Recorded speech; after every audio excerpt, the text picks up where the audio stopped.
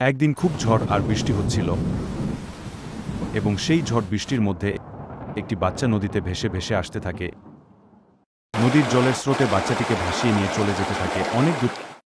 বাচ্চাটির মা ও বাবা বাচ্চাটিকে চারিদিকে খুঁজতে থাকে।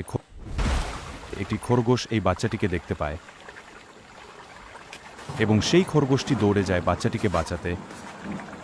খরগোশটি বাচ্চাটিকে কষ্ট করে বাঁচানোর চেষ্টা করে এবং খরগোশটি বাচ্চাটিকে জল থেকে তুলে আনে। ওদিকে বাচ্চাটির মা খুব কান্না করতে থাকে।